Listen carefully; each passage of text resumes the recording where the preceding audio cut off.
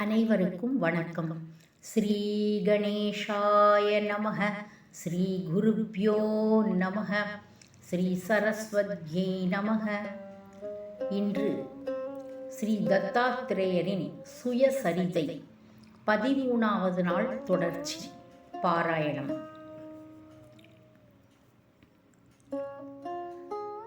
அவனை பயமுறுத்தியும் இழிவாக பேசியும் வந்தனர். அவர்கள் அவனை தங்கள் வீடுகளிலிருந்து விலக்கி வைத்ததுடன் தற்கொலை செய்து கொள்ளும்படியும் தூண்டினர். இளைஞன் இந்த அவமானத்தை தாங்க முடியாமல் நொந்து போனான். தற்கொலை செய்து கொள்ள நிச்சயித்தான்.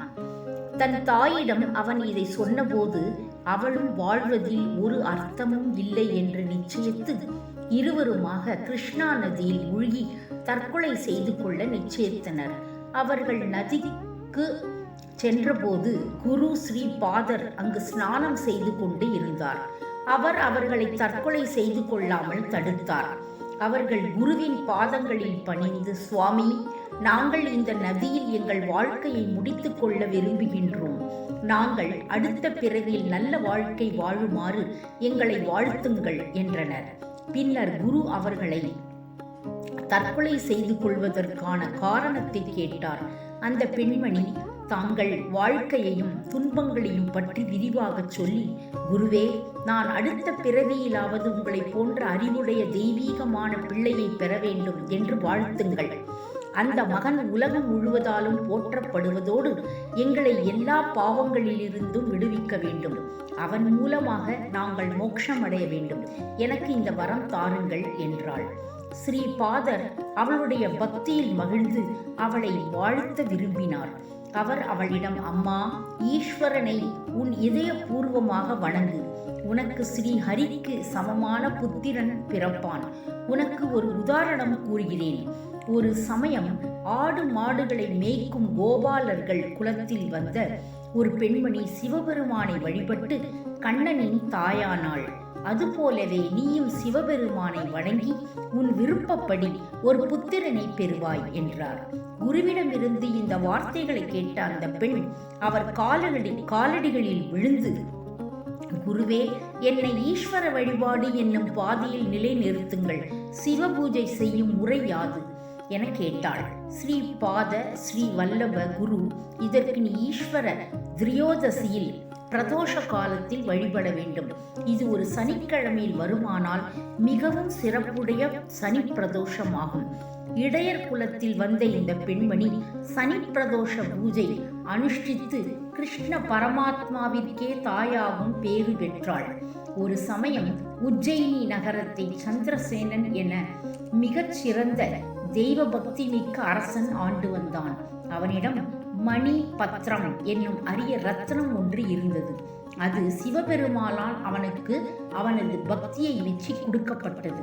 இந்த ரத்தினம் இரும்பை தங்கமாக மாற்ற வல்லது. இதை அணிந்து கொண்டவர்கள் எதை விரும்பினாலும் தரக்கூடிய ஆற்றல் பெற்றது. இந்த ரத்தினம் மிக புகழ் வாய்ந்ததாக இருந்ததால் பல நாட்டு அரசர்களும் இதை அடைய விழைந்தனர். சில அரசர்கள் இதற்காக சந்திரசேனன் மீது படையெடுத்து போர் புரிந்து அவனை வெல்ல நினைத்தார்கள். அவர்கள் ஒன்று சேர்ந்து உஜ்ஜயினியை முற்றுகையிட்டனர். அவர்கள் முற்றுகையிட்ட தினம் சனி பிரதோஷ காலம். அரசன் பூஜையில் அமர்ந்து பிரதோஷ பூஜை செய்து கொண்டிருந்தான். தனது கோட்டை வாயிலில் எதிரிகள் சேனை முற்றுகையிட்டிருப்பதை அறிந்த போதும் அவன் கலக்கமடையவில்லை. அவன் தனது உள்ளத்தையும் ஆத்மாவையும் சிவபெருமான் பூஜையில் பதித்து அந்த புண்ணிய தினத்தில் பூஜைக்குரிய காரியங்களில் ஈடுபட்டு இருந்தான். அந்த சமயத்தில் பல இடைச்சிறுவர்கள் கோவிலுக்கு வந்திருந்தனர். அரசன் பூஜை செய்வதை பார்த்து அவர்களும் தாங்கள் சொந்தமாக பூஜை செய்ய விரும்பினர்.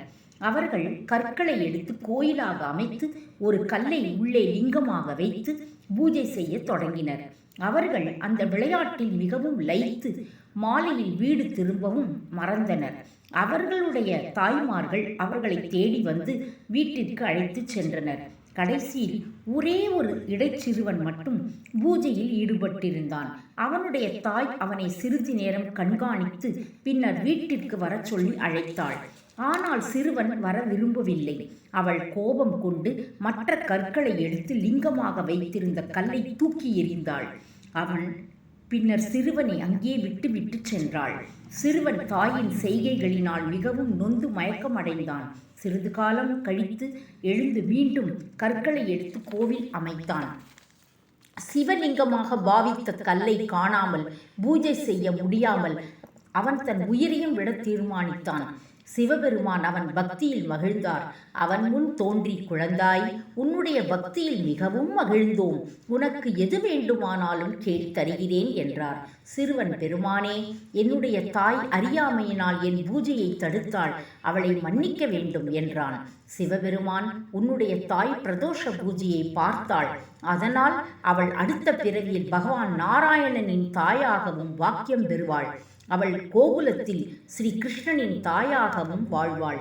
நீயும் உன் குடும்பமும் நிலையான சாந்தி சௌபாக்கியத்துடன் வாழ்வீர்கள் என்று அருளினாள். இப்படி சிறுவனை வாழ்த்திவிட்டு சிவபெருமான் மறைந்தார். விளையாட்டாக சிறுவன் கட்டியிருந்த கோயில் வைர வைடூரியங்களினால் ஆகிய சுவர்களுடன் கூடிய உண்மையான கோயிலாக மாறியது. கோயிலில் சிவலிங்கம் நவரத்தினங்களால் ஆனதாக மாறியது. அதன் பிரகாசம் உஜ்ஜயினியில் ஆகாசத்தை பிரகாசமாக்கியது. உஜ்ஜயினியை முற்றுகையிட்டிருந்த அரசர்களும் இந்த பிரகாசத்தையும் கோயிலையும் கண்டனர். அவர்கள் சிறுவனின் பக்தியைக் கண்டு வியந்து அரசனோடு நட்பு கொள்ள தீர்மானித்தனர். சந்திரசேனன் பூஜையை முடித்துவிட்டு இந்த பிரகாசத்தையும் புதிய கோயிலையும் கண்டு விசாரணை புரிய வந்தான். அவன் சிறுவனிடம் நிகழ்ந்தவற்றை கேட்டு அறிந்தான். சந்திரசேனனும் மற்ற அரசர்களும் சிறுவனின் பக்தியை மெச்சி வியந்தனர். அவர்கள் அவனுக்கு பல ராஜ்யங்களை கொடுத்து அவனை இடையர்களின் அரசனாக்கினார். சிறுவன் வீட்டிற்கு சென்று தாயிடம் சிவபெருமான் அவனுக்கு கொடுத்த வரம் பற்றி கூறினான். இவ்வாறாக சிறுவனும் அவனுடைய தாயும் பிரதோஷ பூஜையில் கலந்து கொண்டதற்காக அருள் பெற்றனர். இதை கூறிய குரு அவர்கள் அம்பிகாவிடம், நீ என்னைப் போல ஒரு மகனை பெற விரும்பினால் எல்லா உலகங்களுக்கும் தலைவனான சிவபெருமானை பிரதோஷ பூஜை செய்து வழிபாடுவாயாக என்றார். அவர் பின் அம்பிகாவின் மகனை அருகில் அழைத்து தன் திவ்யமான கரங்களை அவன் தலைமேல் வைத்தார். உடனே சிறுவன் ஞானமடைந்தான். 3 வேதங்களிலும் சாஸ்திரங்களிலும் தேர்ச்சி பெற்றவனானான். எல்லோரும் ஸ்ரீபாதர் சாதாரண மனிதர் இல்லை என்னும் அவர் கடவுளின் அவதாரம் என்றும் உணர்ந்து கொண்டனர். அம்பிகா குருவின் பாதங்களில் பணிந்து, குருவே, நீரே எமக்கு ஈஸ்வரன். நான் உங்களையே பிரதோஷ காலத்தில் வழிபடுகிறேன்.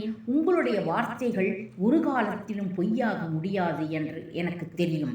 எனது அடுத்த பிறவியில் உங்களைப் போன்ற மகன் எனக்கு வேண்டும் என்றார். அவள் வீட்டிற்கு போய் தனது அந்திம காலம் வரை விடாமல் ஸ்ரீ குரு ஸ்ரீ பாத வல்லபரை பிரதோஷ காலத்தில் வழிபட்டு வந்தாள். அவளது மகனுக்கு திருமணமாகி அவனது புத்தி கூர்மையினால் அவன் செல்வந்தனாகவும் புகழ் வாய்ந்தவனாகவும் ஆனான். இப்படியாக நாமதாரகனே, குரு அவர்கள் தன்னுடைய பக்தர்களை பாதுகாத்து ரட்சிக்கிறார். குருவின் அருள் பெற்றவர்கள் எதை விரும்புவது கண்டிப்பாக நடக்கும். இத்துடன் 13வது அத்தியாயம் முடிவடைந்தன. நன்றி.